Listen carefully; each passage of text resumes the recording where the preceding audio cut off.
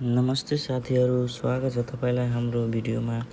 आजको भिडियोमा हामी सिक्नेछौँ सेयर बेचिसकेपछि सेयर ट्रान्सफर कसरी गर्ने अनलाइन मेरो सेयरबाट। सेयर ट्रान्सफर गर्नको लागि सबभन्दा पहिला हामी मेरो सेयर एप खोल्ने।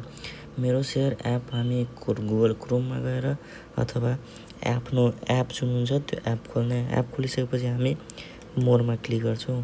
त्यसपछि माई पर्चेज सोर्समा क्लिक गर्छौँ र त्यसपछि जुन सेयर हामी बेचेको छौँ, जस्तै मैले SOHL बेचेको छु, त्यो यहाँ क्लिक गर्ने। यहाँ त्यति भइसकेपछि यहाँ सर्च गर्ने। अब म यहाँबाट सिलेक्ट अल गर्छु र यहाँ प्रोसिड गर्छु। यो मैले के गरेको, माई पर्चेज सोर्स क्यालकुलेट गरेको।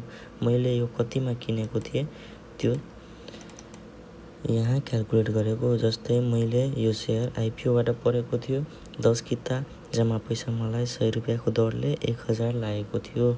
त्यस्तै अब यति भइसकेपछि म यहाँ माई होल्डिङमा क्लिक गर्छु। माई होल्डिङमा क्लिक गरेपछि यहाँ SOHL जुन सेयर म बेचेको हुन्छु त्यो यहाँ सर्च गर्छु। यहाँ सर्च गरिसकेपछि हामीलाई यस्तो आउँछ, यहाँ सिलेक्ट अल गर्ने, यहाँ पनि प्रोसिड गर्ने, यहाँ अपडेट गर्ने, माई होल्डिङ यहाँ कन्फर्म गर्ने।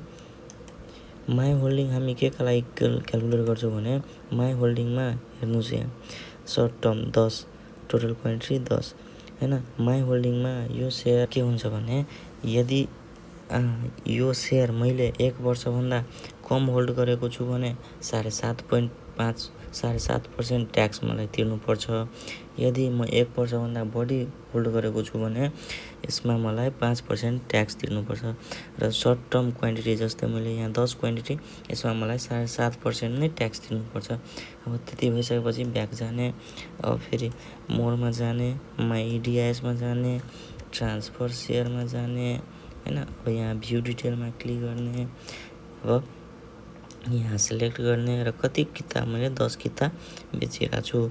अब प्रोसिड गर्ने। अब यहाँ म क्लिक गर्छु र यहाँ कन्फर्म गर्छु। मेरो सेयर ट्रान्सफर भइसक्यो। अब यहाँ म फेरि भ्यू डिटेल गर्छु भने केही आउँदैन भन्छ, प्लिज सिलेक्ट एटलिस्ट 1 आइटम। हेर्नुहोस् त कति सजिलो थियो सेयर ट्रान्सफर गर्न। अब यो माई पोर्टफोलियोबाट आज यो गइहाल्छ। हस्त धन्यवाद साथीहरू, थ्याङ्क्स है भिडियो हेरिदिनु भएकोमा धन्यवाद।